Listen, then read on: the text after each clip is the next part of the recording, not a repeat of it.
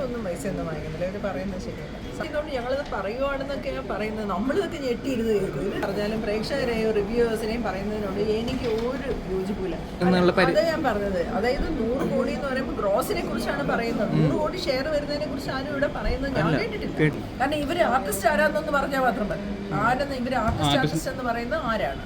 അത് മലയാളികൾ എല്ലാവരുടെ ഇമോഷനാണ് സിനിമ. പക്ഷെ ഇപ്പോഴത്തെ വാർത്ത എന്ന് പറയുന്നത് June 1 മുതൽ മലയാള സിനിമ നിർത്തിവെക്കുന്ന ഒരു വാർത്ത വരുന്നുണ്ട്. എന്താണ് മലയാളികളെല്ലാം ഷോക്കായിട്ട് ഒത്തിരിക്കുകയാണ്. എന്താ സംഭവം എന്ന് ആക്ച്വലി അറിയാത്തൊരവസ്ഥയാണ്. പ്രൊഡ്യൂസേഴ്സ് അസോസിയേഷനും എക്സിബിറ്റേഴ്സും ഒക്കെ കൂടെ തീരുമാനിച്ചെന്നാണ് പറയുന്നത്. അല്ലെങ്കിൽ തന്നെ 7 സിനിമയോ 8 സിനിമയോ നടക്കുന്നുണ്ട്. കോവിഡ് കഴിഞ്ഞ സമയത്ത് പോലും 10-30 സിനിമ നടക്കുമായിരുന്നു. ഇപ്പൊ ആകെ 7-8 സിനിമ, അതും കൂടെ ഇവർ നിർത്താൻ പോവുകയാണ്. വലിയ ആശങ്കയാണ്. എന്താണ് ഇവർ പറയുന്നത് മനസ്സിലാവുന്നത്. ആർട്ടിസ്റ്റുകളുടെ പൈസയാണ്. ആർട്ടിസ്റ്റാണെന്ന് അവർ പറയുകയാണെങ്കിൽ അവർ ഏത് ആർട്ടിസ്റ്റാണെന്ന് പറയണം. ഹീറോസിനെ മാത്രമാണോ ഒരു ആർട്ടിസ്റ്റായിട്ട് കാണുന്നത്? ബാക്കിയുള്ളവരെയും കൂടെ ചേർത്താണോ? അതേത് ഈ കാറ്റഗറിയിൽ നിന്നുണ്ടോ, ഈ കാറ്റഗറിയിൽ നിന്നുണ്ടോ?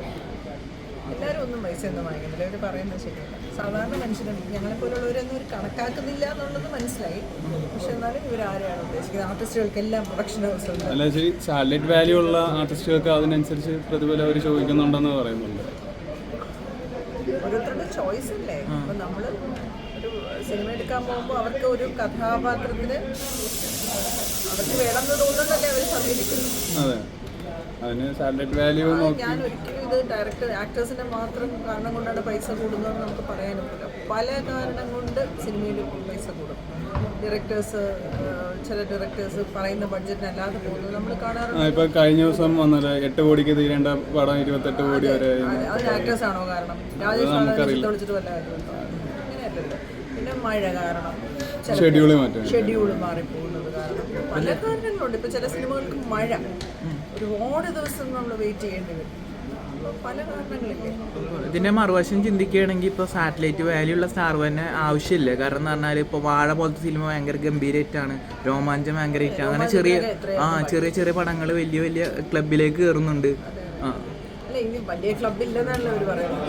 അല്ല, ബഡ്ജറ്റ് സിനിമ ഇതുവരെ കിട്ടിയിട്ടില്ല. അത് ആരും ഇതുവരെ ഗ്രോസിനെ കുറിച്ച് പറഞ്ഞിട്ടില്ല. ഷെയർ 100 കോടി വന്നെന്ന് ആരും ഇതുവരെ പറഞ്ഞിട്ടില്ല. ആക്ടേഴ്സ് നിർബന്ധിക്കുന്നതുകൊണ്ട് ഞങ്ങളിത് പറയുവാണെന്നൊക്കെയാണ് പറയുന്നത്. നമ്മളിതൊക്കെ ഞെട്ടിയിരുന്ന് കേൾക്കും. ഇതെന്തിങ്ങനെ പറയുന്നതെന്നൊക്കെ. അങ്ങനെയൊക്കെ ആണോ എന്ന് നമുക്കും അറിയത്തില്ല. ഞങ്ങളും ഈ പറയുന്ന സിനിമ അഭിനയിക്കുന്നതേ ഉള്ളൂ. പകുതി സമയവും പ്രേക്ഷകരും ഞങ്ങളൊക്കെ ഒരേപോലെ തന്നെ. ഇതിൻ്റെ അകത്ത് കിടക്കുന്ന കാര്യങ്ങളും നമുക്ക് ശരിക്കും അറിയത്തില്ല. അത് ഇതിങ്ങനെ സിനിമയിൽ അഭിനയിക്കുന്നത് നമ്മുടെ തൊഴിൽ മേഖല നിൽക്കാൻ പോകുന്നതെന്ന് പറയുമ്പോൾ ഉണ്ടാകുന്ന ഒരു ആശങ്ക സ്വാഭാവികമായിട്ട്. പിന്നെ ഈ തിയേറ്ററിൽ വലിയ പടങ്ങൾ, സ്റ്റാർ കാസ്റ്റ് കൂടുതലുള്ള പടങ്ങൾക്ക് കൂടുതൽ സ്ക്രീൻസ് കൊടുക്കലും തിയേറ്ററിന് അതൊരു പ്രശ്നമാണ്. പടങ്ങൾ ഇറങ്ങുമ്പോൾ പലപ്പോഴും പറയുന്നത് 10 പേരില്ലാത്തതുകൊണ്ട് ഞങ്ങൾ സിനിമ കാണിക്കുന്നില്ല. എറണാകുളം തിരുവനന്തപുരം ആയിരിക്കത്തില്ല. അതുപോലെ ചില സിനിമ നിങ്ങൾ അത് പോയി കാണും, ഇത് കാണിക്കണ്ട എന്നൊക്കെ പറയുന്നതായിട്ട് ഞങ്ങൾക്ക് ഫേസ്ബുക്കിലൊക്കെ ഇങ്ങനെ കുറിപ്പിടും. അപ്പോൾ നമ്മൾ ചോദിക്കും നിങ്ങൾ ഏത് തിയേറ്ററെ ഉദ്ദേശിക്കുന്നു? അയ്യോ അത് പറഞ്ഞാൽ ശരിയാവില്ല ചേച്ചി, അവർക്ക് മനസ്സിലാവും. അപ്പോൾ അതൊരു ചില സിനിമ തിയേറ്റർ എക്സിബിറ്റേഴ്സിൻ്റെ കുറേ ഇഷ്യൂസ് ഉണ്ട്. ഫാമിലി കയറുന്ന സമയത്ത് ഫാമിലി സിനിമ ഇടാതിരിക്കുക എന്ന് വെച്ചാൽ വൈകുന്നേരങ്ങളിലായിരിക്കും ഫാമിലിക്ക് വരാൻ പറ്റും. അപ്പോൾ ഫാമിലി കാണേണ്ട സിനിമകൾ വൈകുന്നേരം ഷോ ഇല്ലാതിരിക്കുക.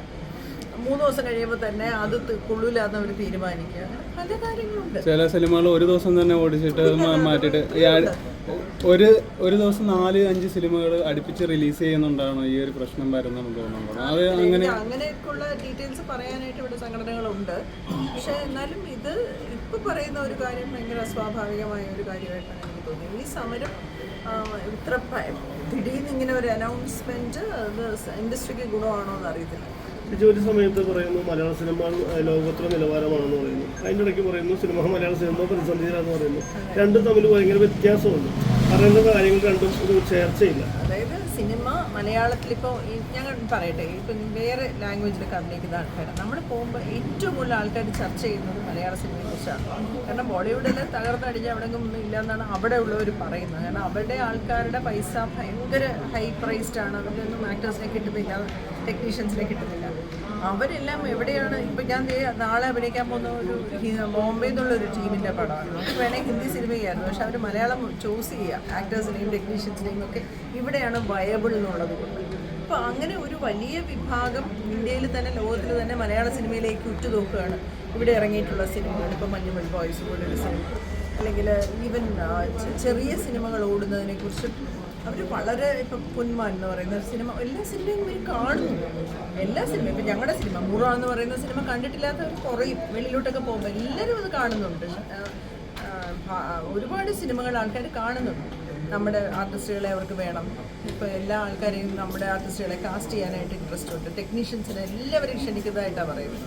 അപ്പോൾ അങ്ങനെയൊക്കെ ഒരു തരത്തിൽ നിൽക്കുമ്പോൾ നമ്മൾ തന്നെ നമ്മളെ ഇടിച്ച് താഴ്ത്തുന്ന പോലെ പറയുന്നത് എന്താണെന്ന് മനസ്സിലാവുന്നു. പിന്നെ പല സിനിമകളും ഇവരുടെ ലിസ്റ്റ് പുറപ്പെടുവിച്ചു. ആ ലിസ്റ്റിൽ പലതും നമ്മൾ കേട്ടിട്ടില്ല ആ സിനിമകൾ. അപ്പോൾ ഡയറക്ടേഴ്സ് വന്ന് അല്ലെങ്കിൽ ഡയറക്ടർ ആവാൻ ആഗ്രഹമുള്ള ഒരാൾ ഒരു സ്ക്രിപ്റ്റ് പ്രൊഡ്യൂസറിന് കൊടുത്ത് പ്രൊഡ്യൂസർ അതിന് ഇത്ര രൂപ സമ്മതിച്ചിട്ടാണ് സിനിമയിലേക്ക് ഇറങ്ങുന്നത് അല്ലേ?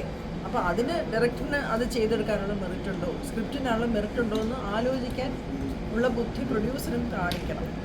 നമ്മളൊരു സാധനം വാങ്ങിക്കാൻ പോകുമ്പോൾ അതിൻ്റെ ഗുണം നോക്കിയിട്ടല്ലേ, അല്ലാതെ പകുതി പൈസയ്ക്ക് കിട്ടുന്നത് കൊണ്ട് ബൈക്ക് വാങ്ങിക്കാൻ എന്ന് പറഞ്ഞ പോലെ സിനിമ എടുക്കാൻ ഇറങ്ങിയാൽ ഇതുപോലൊക്കെ ഇരിക്കും. ചിലപ്പോൾ സിനിമകളെ മലയാളികൾ കയറി കാണും, അതിന് ഒരു സംശയം വേണ്ട. എത്ര ഇനി പറഞ്ഞാലും പ്രേക്ഷകരെയോ റിവ്യൂവേഴ്സിനെയും പറയുന്നതിനോട് എനിക്ക് ഒരു യോജിപ്പില്ല. സിനിമ നല്ലതാണെങ്കിൽ മലയാളികൾ കാണും. മുറ 50 ദിവസവും എന്ത് പ്രൊമോഷൻ ഉണ്ടായിരുന്നു? പുതുമുഖ എല്ലാവരും പുതുമുഖ 4 പുതിയ കുട്ടികളല്ലായിരുന്നു ഓടിയില്ലേ? നന്നായിട്ട് ഓടി. 50 ദിവസം ഓടിയ പടം. കണ്ടന്റ് നന്നായെങ്കിൽ പടം ഓടും. മലയാളികൾ കണ്ടിരിക്കും.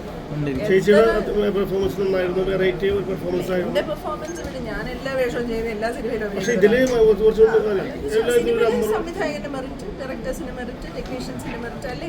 നല്ല സിനിമ ഞാൻ പറയും, ഞാൻ തന്നെ ചെയ്യുന്ന ചിലപ്പോൾ അത്ര നല്ലതല്ലാത്ത സിനിമ ധൈര്യത്തോട് വന്നത് നിങ്ങൾ കാണുമെന്ന് എനിക്ക് പറയാൻ ഞാൻ പറയും സിനിമയ്ക്ക് വേണ്ടി. പക്ഷെ നമ്മൾ പിന്നെയും ആവർത്തിച്ച് പറയുന്നതൊക്കെ കുറവായിരിക്കും.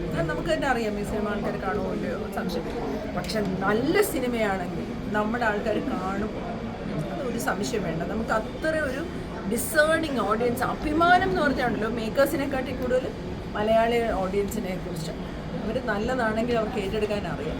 അവരൊരു കാര്യം കൊള്ളാമെന്ന് പറഞ്ഞു കഴിഞ്ഞാൽ ലോകം മുഴുവൻ അത് ശ്രദ്ധിക്കും. അതാണ് മലയാളി ഓഡിയൻസിൻ്റെ ഗുണം. അപ്പോൾ ഇങ്ങനെ പത്രസമ്മേളനത്തിന് ശേഷം ജനങ്ങൾക്ക് വിശ്വാസം കുറയാണ് ഈ കളക്ഷനിലുള്ള റിപ്പോർട്ടിൽ. സാധാരണ എന്ന് പറഞ്ഞാൽ പടം ഇറങ്ങിയതിൻ്റെ വലിയ പടങ്ങൾ പറഞ്ഞാൽ ഒരാഴ്ച കഴിഞ്ഞാൽ 50 കോടി അല്ലെങ്കിൽ ഒരു മാസം കഴിയുമ്പോൾ 100 കോടി എന്ന് പറയുമ്പോൾ അത് ജനങ്ങൾക്ക് വിശ്വാസം കുറയാണ്.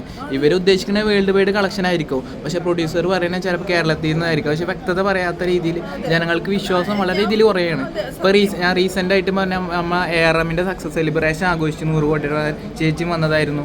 ഇതൊക്കെ ജനങ്ങൾക്ക് എന്താണ് എന്നുള്ള അതായത് 100 കോടി എന്ന് പറയുമ്പോൾ ഗ്രോസിനെ കുറിച്ചാണ് പറയുന്നത്. 100 കോടി ഷെയർ വരുന്നതിനെ കുറിച്ച് ആരും ഇവിടെ പറയുന്നത് ഞാൻ കേട്ടിട്ടില്ല. ഇവരെന്താണ് പറയുന്നത് നമുക്ക് മനസ്സിലാവുന്നില്ല. ഞങ്ങളും ആ വിശ്വാസം കുറയുന്ന ലിസ്റ്റിൽ എന്നെ കൂടെ എനിക്ക് പല അന്വേഷണങ്ങളും കാര്യങ്ങളും ഈടി വരിക അങ്ങനെയുള്ള പല പ്രശ്നങ്ങളും ചിലപ്പോൾ പ്രൊഡ്യൂസർമാരും നേരിടുന്നുണ്ടാവാമായിരിക്കാം. ഈ കളക്ഷൻ ഇത്ര കിട്ടി എന്നുള്ള അഡ്വർടൈസ്മെന്റ് മൂലമോ അല്ലെങ്കിൽ സിനിമയെ പ്രൊമോഷൻ ചെയ്യാമോ അതിനുള്ള കാര്യങ്ങൾ മൂലമോ ഇപ്പോൾ കളക്ഷൻ കൂടുതൽ കിട്ടിയെന്ന് പറയുമ്പോൾ ഇപ്പോൾ ഇൻകം ടാക്സോ ഇഡിയോ ഒക്കെ കേറാനുള്ള ചാൻസ് കൂടുതൽ. അതിന് മറയ്ക്കാൻ വേണ്ടിയുള്ള സാധനങ്ങളായിട്ടാണ് എനിക്ക് തോന്നിയ ഒരു കാര്യം. എന്താണ് ഇവരുടെ ഉദ്ദേശം സത്യം പറഞ്ഞാൽ നമുക്കും പിടിയില്ല. എന്താണ് ഇതിന്റെ റിയൽ ഉദ്ദേശം എന്ന് നമ്മൾ അന്വേഷിക്കുന്നുണ്ട്. പക്ഷെ ഞാൻ പറയട്ടെ, ഒരു സിനിമ തിയേറ്ററിൽ എത്തിക്കുന്നതിന് പ്രൊഡ്യൂസേഴ്സിന് നമുക്ക് ചിലപ്പോൾ സങ്കടം തോന്നാറുണ്ട്. വലിയ രീതിയിൽ അവർ ഡയറക്ടറിനെ വിശ്വസിച്ചു സിനിമ ചെയ്തു, നമുക്ക് ചിലപ്പോൾ മനസ്സിലാവും അയ്യോ ഈ സിനിമ വർക്കാവില്ല എന്നൊക്കെ തോന്നും. അപ്പോൾ പിന്നെ എന്താ സ്ഥിതി? തിയേറ്ററിൽ എത്തിക്കഴിഞ്ഞാൽ തിയേറ്ററിൽ ആളെ ഇറക്കാനും കൂടെ കാശിലാകും. അത് എത്രയോ ദിവസം നിലനിന്ന് 3 ആഴ്ച ഓടിയാലേ OTT വാങ്ങിക്കുള്ളൂ. അപ്പം ഇങ്ങനെയുള്ള ഒരു ലൂപ്പ് അല്ലെ ഇങ്ങനെ ഒരു വേൾപൂളിനകത്താണ് പ്രൊഡ്യൂസേഴ്സും. ചിലരെങ്കിലും ഇതൊന്നും അറിയാതെ വന്ന് ചാടുന്ന പ്രൊഡ്യൂസേഴ്സിനെ നമ്മൾ കാണുന്നുണ്ട്. ഡബിങ്ങിനൊക്കെ പ്രൊഡ്യൂസർ ഇങ്ങനെ ഇരിക്കുന്ന കാണുമ്പോൾ നമുക്ക് അറിയോ പാവപ്പെട്ടവരുടെ പൈസ പോയി നമുക്ക് മനസ്സിലാവും. പക്ഷേ അത് തിയേറ്ററിൽ നിന്ന് OTTയിലോട്ട് അല്ലെങ്കിൽ അതേപോലെ സോഷ്യൽ മീഡിയ പ്ലാറ്റ്ഫോമിലോട്ട് ഇറങ്ങിക്കഴിയുമ്പോൾ കാണുന്ന ആൾക്കാരുടെ എണ്ണം കൂടുതലാണ്. നമ്മുടെ ആൾക്കാർ സിനിമ കാണാൻ പോകുന്നില്ല എന്നൊരു സത്യമാണ്. ഇന്ന് നമ്മുടെ പിള്ളേർ ചെറുപ്പക്കാരെ കാണാൻ പോകുന്ന അവർ വയലൻസ് സിനിമകളൊക്കെയാണ് ഇഷ്ടം. ഇപ്പോൾ മാർക്കോ കാണാൻ ആൾക്കാർ പോകും, അൻപോട് കൺമണി കാണാൻ പോകില്ല, അല്ലെങ്കിൽ വിശേഷം കാണാൻ പോകില്ല എന്ന് പറയുന്നത് എന്ന് വെച്ചാൽ വിശേഷത്തിൻ്റെ ഓഡിയൻസ് വിശേഷത്തിന് ഉണ്ടായിരുന്നു, ആൾക്കാർ കണ്ടു ഓടി. നല്ല സിനിമയാണെങ്കിൽ ഞാനെപ്പോഴും വിശ്വസിക്കുന്നു കേട്ടോ, ഒരു ഇച്ചിരി സമയം കൊടുത്തു കഴിഞ്ഞാൽ ഫാമിലി ഓഡിയൻസ് ആയിരുന്നു. ഇപ്പോൾ ബേസിനുണ്ടല്ലോ ഓഡിയൻസ് അല്ലേ? ഗുരുവായൂരമ്പലതലയിലൂടില്ലേ ബേസിന് ഓഡിയൻസ് ഉണ്ടല്ലോ. അതേപോലെ എന്ത് ചെയ്യാൻ ഇപ്പം നമുക്ക് എന്ത് ചെയ്യാൻ പറ്റും? അല്ലേ, വലിയ പടങ്ങൾ ഓടുന്നില്ല എന്ന് പറഞ്ഞാൽ നമുക്ക് എന്ത് ചെയ്യാൻ പറ്റും? ഈ ഒരു തീരുമാനത്തിൽ ആർട്ടിസ്റ്റുകൾക്ക് എല്ലാവർക്കും ഒരു നല്ല വിഷമമുണ്ട്. ഞങ്ങൾ ശരിക്കും ഭയങ്കര വലിയ വിഷമത്തിലാണ്. കാരണം ഇവര് ആർട്ടിസ്റ്റ് ആരാന്നൊന്ന് പറഞ്ഞാൽ മാത്രം മതി. ആരെന്ന് ഇവര് ആർട്ടിസ്റ്റ് എന്ന് പറയുന്നത് ആരാണ്? ആർട്ടിസ്റ്റ് എന്ന് പറയുമ്പോൾ പൊതുവെ എല്ലാവരും പെടുന്നുണ്ട്. ആർട്ടിസ്റ്റുകളുടെ റെമ്യൂണറേഷൻ എന്ന് പറഞ്ഞാൽ ആരാ ആർട്ടിസ്റ്റ്? മേടിക്കാത്തവരും മേടിച്ചവരും എല്ലാവരും പെടുന്നുണ്ട്. ഇല്ലേ, അങ്ങനെയല്ല. അവരോട് ചോദിക്കണം, നിങ്ങൾ ആർട്ടിസ്റ്റ് എന്ന് ഉദ്ദേശിക്കുന്ന ആരെയാണ്? ആർട്ടിസ്റ്റ് എന്ന് പറയുമ്പോൾ ഗ്രേഡ് ആർട്ടിസ്റ്റ്, സാറ്റലൈറ്റ് റൈറ്റുള്ള ആർട്ടിസ്റ്റുള്ള ഹീറോസിനെ മാത്രമാണോ അവരുടെ കണ്ണിൽ ആർട്ടിസ്റ്റ്? ഞങ്ങളൊക്കെ സഹനടിമാർ നമ്മൾ ആരാ നമ്മൾ ചോദിച്ചോണ്ടിരിക്കുന്നത്? ഞങ്ങളൊക്കെ ആരാ?